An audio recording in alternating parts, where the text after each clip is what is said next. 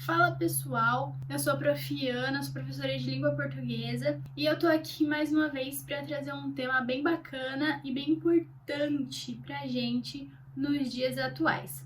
No vídeo passado a gente falou um pouquinho sobre a variação linguística, a variação linguística histórica, que é a transformação da língua através do tempo, a variação linguística regional, que são as diferentes formas que a gente tem no nosso país de falar a mesma coisa, semáforo, sinal, sinaleiro, mandioca, aipim, macaxeira, porta, porta, porta, né? A gente falou também sobre as variações linguísticas sociais, a nossa vozinha que os meninos eram pão, a gente que tem nosso crush, que os nossos pais não entendem até hoje o que é crush, né? O que mais? Quando a gente tem a pessoa de uma classe social mais alta, uma pessoa de uma classe social mais baixa, que elas vão ter uma forma de se expressar e de falar diferente, o que não significa que uma está mais certa do que a outra, ok? A variação linguística de estilo, quando você é mais formal, mais informal, coloquial, nossa linguagem do cotidiano, os nossos grupos sociais, como você fala com os amigos da escola, como você fala com os amigos do futebol, como você fala com a sua família, a gente muda a nossa forma de falar. A variação linguística nos permite entrar num tema que precisa muito ser debatido, que é o preconceito linguístico. Ai, professora, mas tudo é preconceito. A partir do momento em que as suas palavras e suas atitudes podem ferir outra pessoa, podem humilhar outra pessoa, podem diminuir outra pessoa, a gente precisa rever isso nos nossos conceitos. Por isso se chama preconceito, porque a gente tem um preconceito daquela pessoa por conta do lugar de onde ela veio, da região do país, da classe social. A gente costuma fazer esse pré-julgamento e isso tá muito errado. Muitas vezes a gente cai nessa falácia de que só o jeito que a gente fala é correto, o jeito que o William Bonner fala lá no Jornal Nacional que é certo. Não, gente, não é assim que funciona na língua portuguesa. Então vamos lá. O preconceito linguístico ele pode acontecer por dois motivos. Por um sentimento de superioridade. Ai, eu estudei mais, eu fiz mais coisas, eu tenho mais conhecimento, eu tenho mais instrução, eu estudei em escola particular, eu fiz faculdade, então eu sei falar muito melhor do que você. Eu não vivo no campo, eu vivo numa cidade grande. Isso pode acontecer, as pessoas podem ter essa ideia errada de que por você ter mais instrução, você ter mais prática de ensino, uma melhor condição, né, financeira, você fala melhor do que alguém que não teve essas oportunidades. Isso não é verdade, tá bom? Nem sempre é por maldade, sabe, gente? Mas por uma coisa que vem sendo construída através do tempo.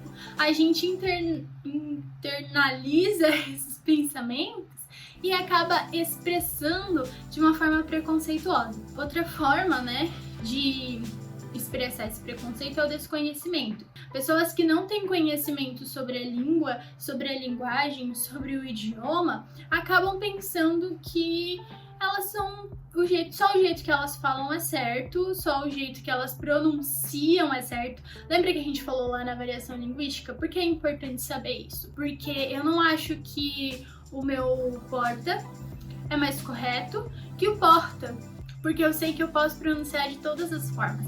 Eu não acho que o meu aipim é o correto e que a macaxeira é coisa de gente que não tem instrução. Não. Quando eu estudo a língua, quando eu descubro que ela é várias, que eu posso pronunciar, que eu posso construir a minha linguagem de várias formas, eu entendo que não existe só uma forma correta de falar, existem várias, beleza? E aqui eu queria trazer para vocês o pai do preconceito linguístico dessa discussão no Brasil é o Marcos Banho. O Marcos Banho ele é um linguista, ele é doutor, mestre e estudou pra cacete. Mas não é isso que torna ele um cara com mais conhecimento do que você, entendeu? E é disso que ele vem falar. A edição pode colocar o livrinho do preconceito linguístico aqui pra mim? Vai pôr, né? Mas é um livro chamado Preconceito Linguístico, o que é e como se faz, do Marcos Banho, e é baseado nele que eu vou trazer esse tema pra vocês agora, tá? Ele é um dos principais nomes desse tema aqui no Brasil. Então, ele vai falar assim: a língua é um rio que se renova. enquanto a gramática normativa é como o igapó, que envelhece, não gera vida nova a não ser que venham as inundações. O que isso quer dizer? A língua que a gente fala não é a mesma coisa que a gramática que a gente estuda. Uma comparação bem legal que o Marcos Banho traz é quando ele fala que uma receita de um bolo não é um bolo. A receita tá ali escrita, você vai seguir a receita, fazer o que tá dizendo ali, mas o resultado final não é a receita. O resultado final é o bolo. E muitas vezes você pode acrescentar, você pode tirar, você pode mudar alguns ingredientes, entenderam? Entenderam mais ou menos o que eu tô falando? Tá ali descrito como é pra fazer, mas muitas vezes você pode fazer de acordo com as suas experiências. O Marcos Banho ele vai trazer alguns mitos sobre a língua portuguesa que a gente precisa desconstruir. Vamos lá! A língua portuguesa falada no Brasil apresenta uma unidade surpreendente. Isso daí a gente já desmistificou na aula passada, né? A gente vê que a língua portuguesa ela não é única, ela é várias, né? Não existe uma forma correta de falar, existem várias. E a gente acabou de desmistificar esse conceito. Outra falácia, outro mito que ele traz é que o Brasil não sabe falar português. A gente escuta isso há tanto tempo. O português do Brasil é pobre, o português do Brasil é feio, o português do Brasil isso, português... Gente, o português do Brasil é rico. E a gente viu isso na aula passada. Olha quantas formas a gente tem de falar a mesma coisa.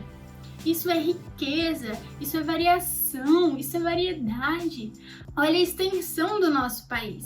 Não tinha como a gente falar o mesmo português do Amapá ao Rio Grande do Sul. Não tinha como, não era possível. Principalmente porque aqui no Sul a gente tem as nossas inferências alemãs. Lá no Amazonas, a inferência indígena, né? Então não tem como a gente falar o mesmo português que Portugal, que não tem essas inferências. Ou, enfim, que outros variados países que falam a língua portuguesa. A maioria dos outros países que falam a língua portuguesa são países pequenos, que têm a língua portuguesa como primeira língua, mas que falam a sua língua original, a língua antes da colonização. Então, eles não construíram a língua portuguesa com essas variações do idioma antigo. Eles ainda falam o idioma antigo mais a língua portuguesa. Então, a língua portuguesa que eles falam é muito próxima da língua portuguesa de Portugal. A gente não.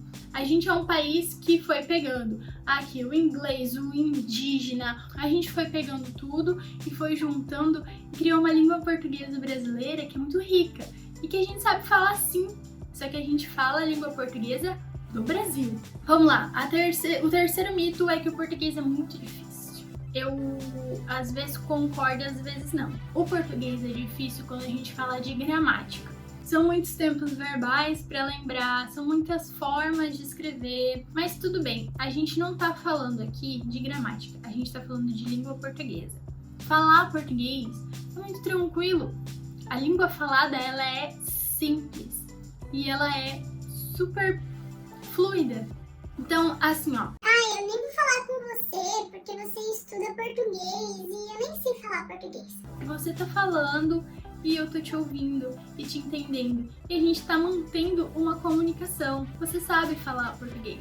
A função da língua é comunicar. Se a gente tá se comunicando, não importa se tá falando nós imos, nós fomos, nós voltemos, e a gente tá construindo uma comunicação, mantendo uma comunicação, a língua está cumprindo a sua função. E isso não é difícil, isso é bem fácil. Então vamos para o quarto mito. As pessoas sem instrução falam tudo errado. E isso a gente também já desmistificou no vídeo passado sobre a variação linguística.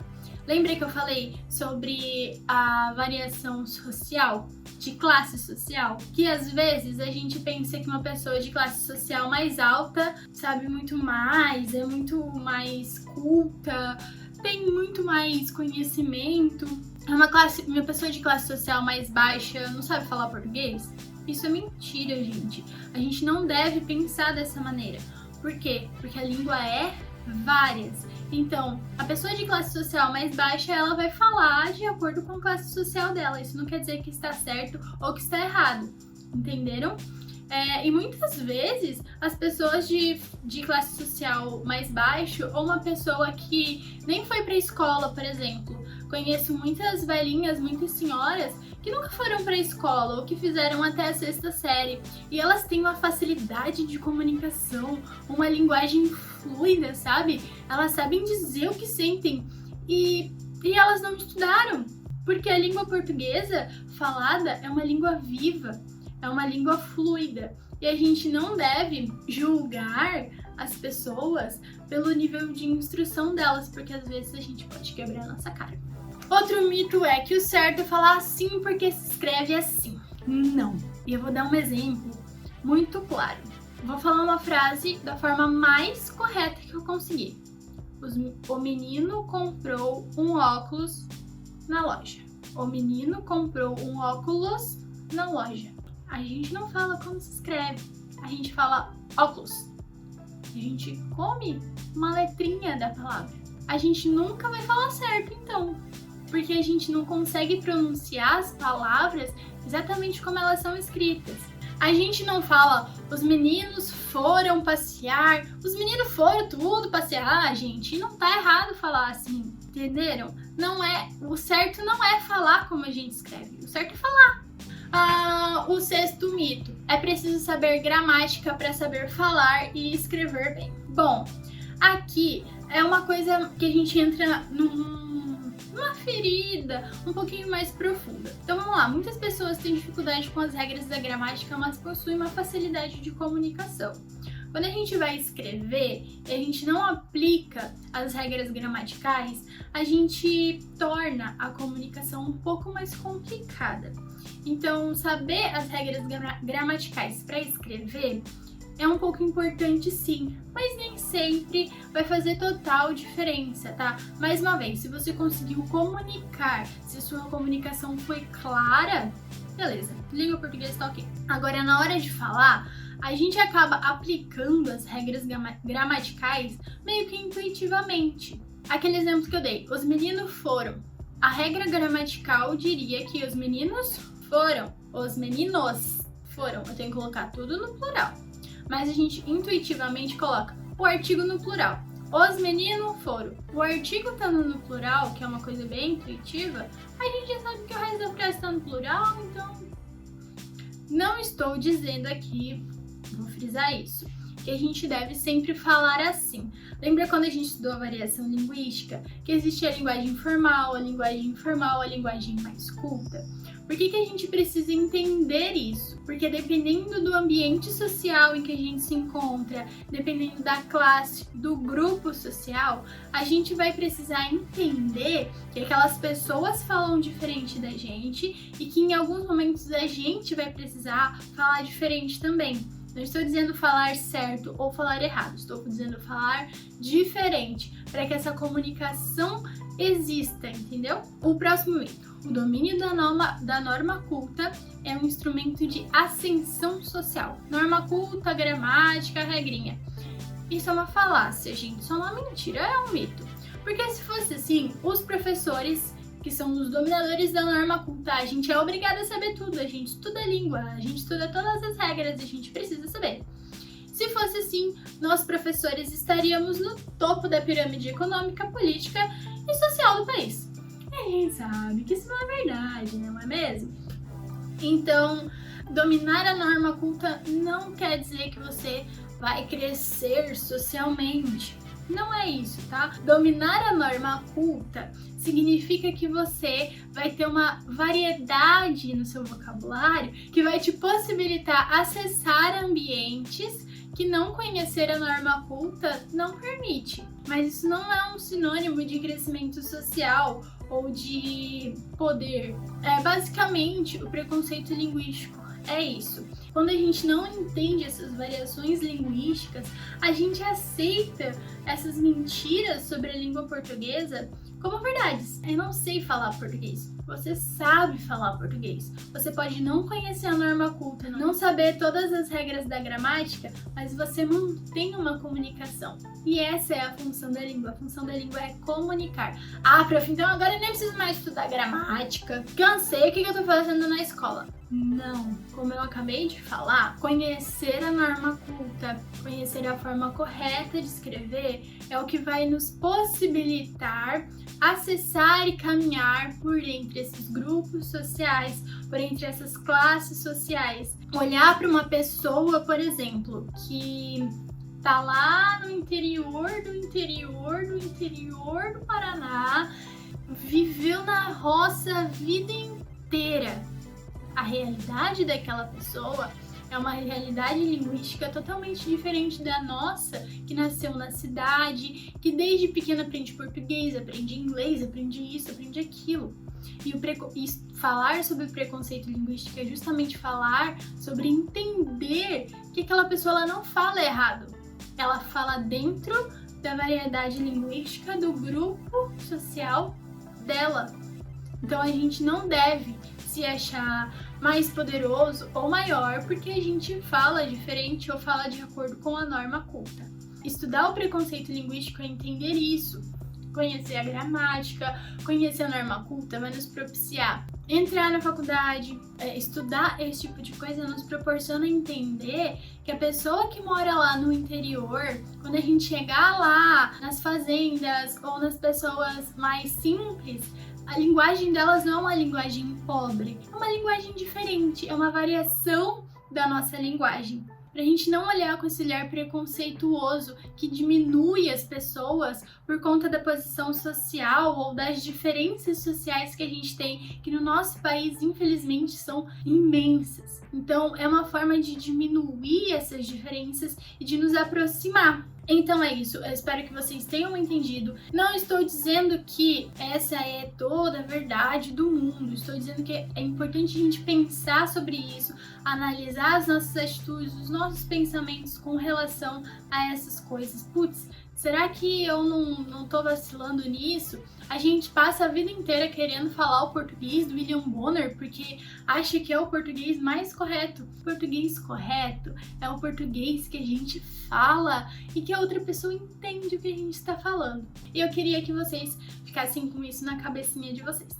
Então, essa foi a aula de hoje, espero que vocês tenham gostado. Qualquer dúvida, qualquer dificuldade, volta um pouquinho, assiste de novo, deixa as suas dúvidas com a professora, pergunta muitas vezes para os avós de vocês como era na época deles, como eles falavam, porque vocês vão ver que até os avós que eram mais cultos falam de uma forma totalmente diferente que hoje talvez nem seja considerado tão culto assim. Porque a nossa língua ela é viva, ela está em constante transformação, a nossa língua é várias e a gente precisa colocar isso na nossa cabecinha, tá bom? Então é isso, um beijo para vocês e até a próxima!